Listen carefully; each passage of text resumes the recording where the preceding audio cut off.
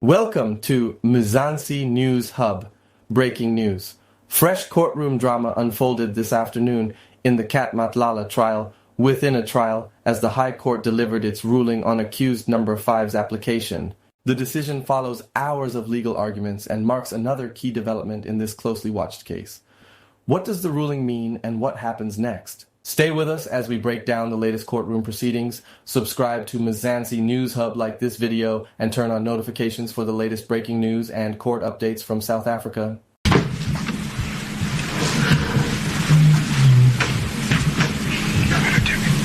How are you?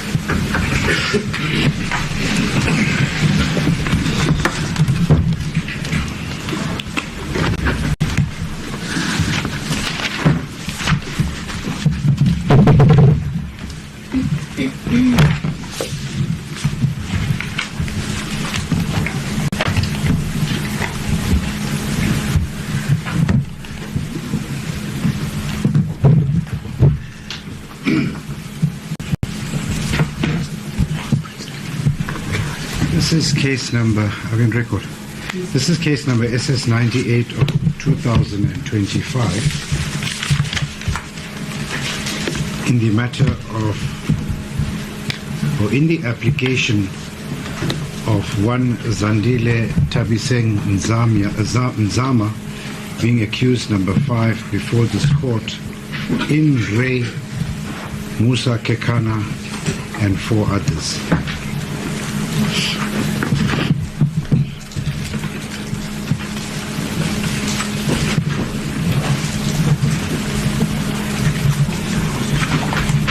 The accused number 5, through her legal representatives, has launched an application in terms of section 159, subsection 2, double B of the Criminal Procedure Act 51 of 1977, whereby in the substantive application she requests this court to exercise its discretion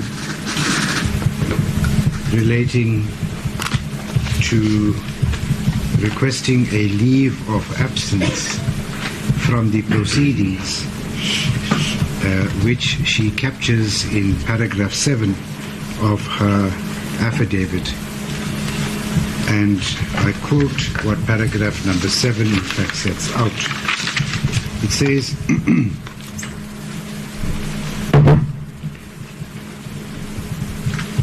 in addition to the prejudice arising from my compulsory attendance during proceedings unrelated to my case, I am presently enrolled with Stadio Higher Education, where I am pursuing a Bachelor of Commerce Honours degree under student number 219-21366.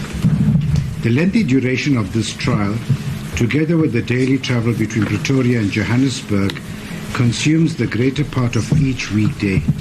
By the time court adjourns and I return home, I am physically and mentally exhausted, leaving little or no meaningful opportunity to devote to my academic responsibilities.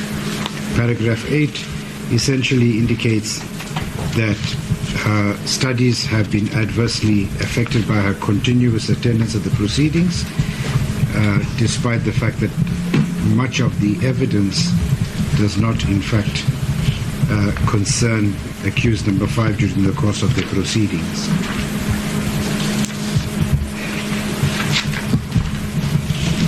In broad strokes, the accused is applying to this court to be excused from the proceedings moving forward up until the time that the state will lead evidence in respect of the counts which she indicates she's involved in, which are counts number 15, 16, and 25.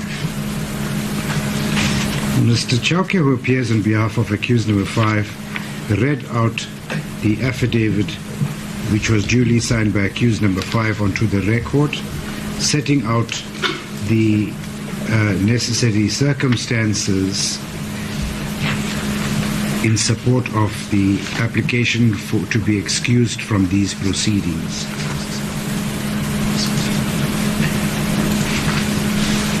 Counsel for the state, Ms. Leroux, has indicated to this court that in principle the state does not have an objection for accused number 5 to be excused from the proceedings. She dealt with the concern that the court had in relation to paragraph 53 of the indictment which the accused faced before this court, and more specifically the allegation that the state makes in the indictment on page 23, paragraph 53, relating to the doctrine of common purpose, and explains that the doctrine of common purpose does not extend completely to everyone, but extends to each one to a certain extent. The remainder of the accused persons, being accused number 1, 2, 3, and 4, through their legal representatives, do not oppose the relief that is being sought by accused number 5. Now, it's important that the court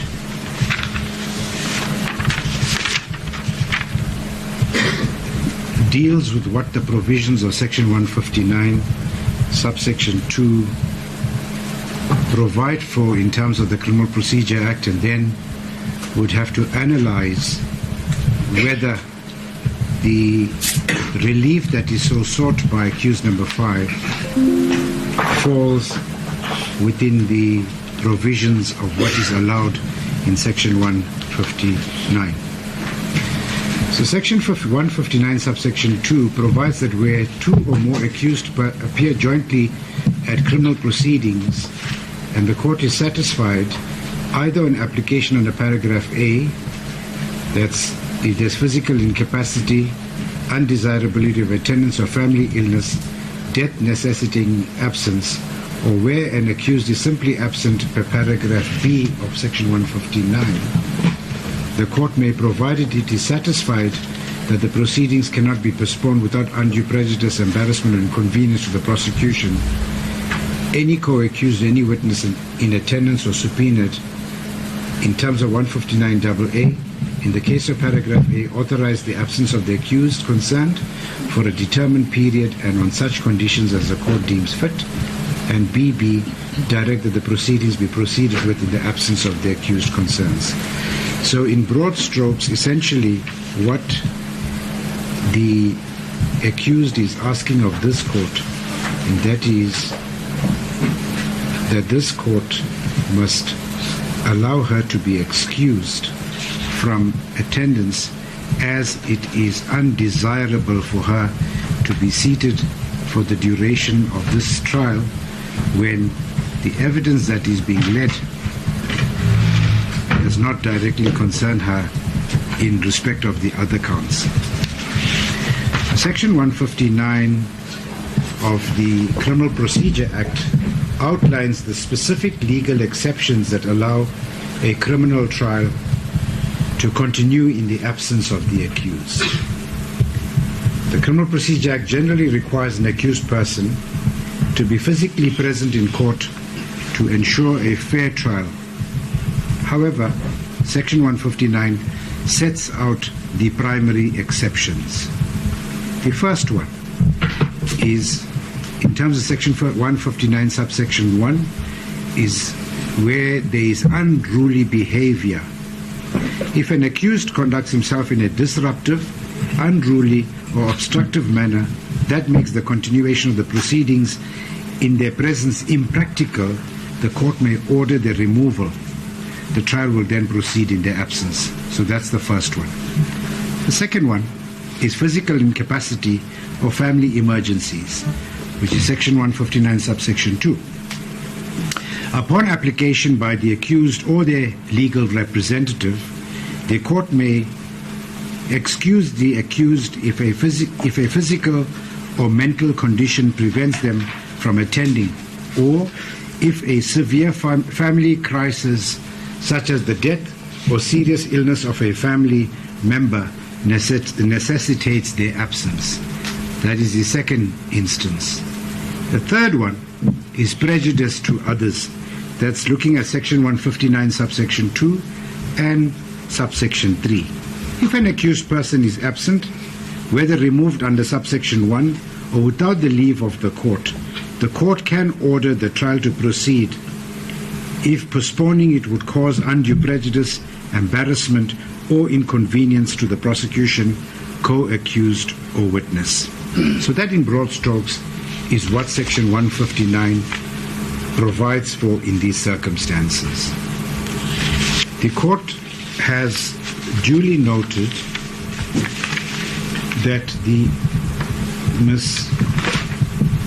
Leroux, on behalf of the state, does not oppose the relief which is being sought by accused number 5, has explained the provisions of paragraph 53 of the indictment, but has added on that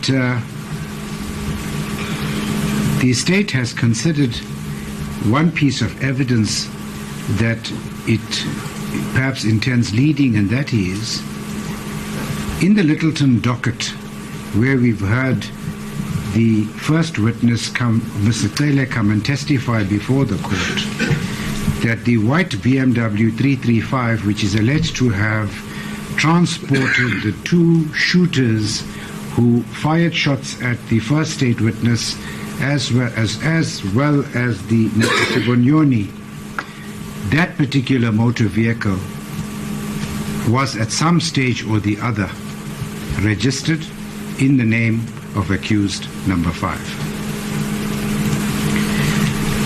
The court has carefully considered the application that is placed before it, as well as the necessary relief which is being sought, and wishes to make the following points before it pronounces relating to the relief that is being sought. This application has seen the light of day during the course of the criminal trial. Mr. Chauke has conceded that at no stage during the lengthy pre-trial process, where this matter was postponed on numerous occasions and the pre-trial was being dealt with between the state and the defense, this particular issue was never ever deemed appropriate or deemed necessary to raise during the pre-trial proceedings. It beggars belief to this court as to why it never saw the light of day at that stage, because the simple purpose of pre-trial is to thresh these issues out so that when the matter comes before the trial court, it is not seized with these unnecessary interlocutory applications which detract from the purpose for which this court has been constituted. Secondly, the court has noted the concession that the counsel for the state has made in relation to paragraph 53 of the indictment, and has carefully also considered that specific aspect. And when determining this particular application, Mr. Chauke quite correctly conceded that the circumstances which have been sketched out in the affidavit clearly do not fall strictly within the requirements of section 159, but he pleads to this court that it should exercise its discretion as it can in order to come to the relief of accused number 5 and to grant her the necessary relief. During the time that this court was considering and pondering upon this particular application relating to the relief that is being sought, it was reminded of something that it in fact had read and which I'd like to share with counsel. It is an aphorism which this court was reminded, and I'm told it was attributed to one Justice J.R. Mida, formerly of the Delhi High Court, who is reported to have said the following in his farewell speech upon his retirement in July 2021. And I quote, "Both the parties know the truth. It is the judge who is on trial." Close quote. So the truth of the matter is, in a trial, both the parties know where the truth lies, for it is the judge who is on trial. Close quote. Having carefully considered the fact that the application that is before the court does not meet the necessary threshold as set out in Section 159, despite the concession of the state, it is the court who is the trier of fact, and it is the court who must apply its mind carefully. The court has considered the prejudice that is going to be suffered by accused number 5 and balanced that prejudice to what the interests of justice will require in this particular matter.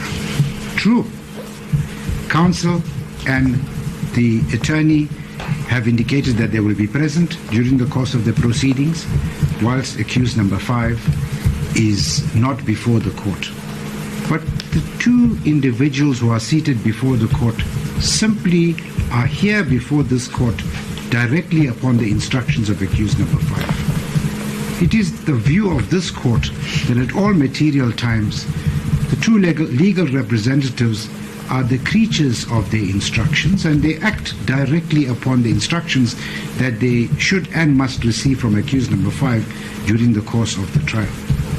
For if accused number 5 is not here, there could be a reasonable possibility that something could miss their attention and at the end of the day could fly in the face of accused number 5's right to adduce evidence, to challenge evidence properly, and ultimately the right to a fair trial. And therefore, in the circumstances, ex abundante cautela, having carefully considered the arguments for the grant of the relief that is being sought and measured that against what is required by Section 159 in the Criminal Procedure Act, it is clear on any interpretation of the contents of the affidavit that the application simply does not meet the necessary threshold as envisaged by the provisions of Section 159 of the Criminal Procedure Act 51 of 1977. In the circumstances, having read the documents filed of record, heard counsel, and having considered this matter, the following order is made. It is ordered that the application for the relief to be granted in terms of Section 159, subsection 2BB of the Criminal Procedure Act 51 of 1977 is hereby refused. Thank you. That is the order of this court. As the court pleases. As the court pleases, my lord.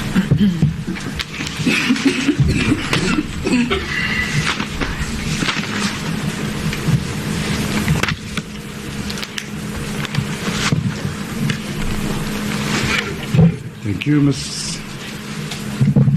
Leroux. My lord, the next witness is already on the witness stand. It's Captain Pimi Alfred Sekobela in the trial within a trial, and he is witness number 86 on the list. Thank you. Where's the witness? Oh, is he already? Good.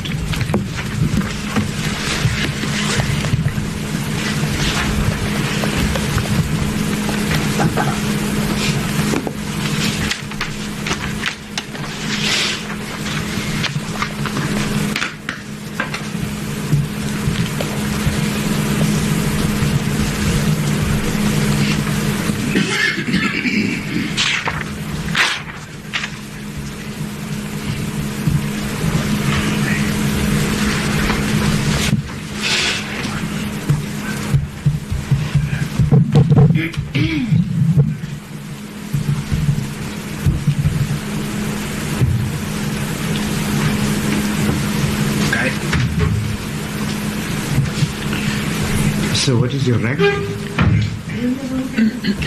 Captain. What are your full names? Pimi Alfred Sekobela. Pimi Alfred Sekobela. He's witness number 86, am I right? Yes, sir.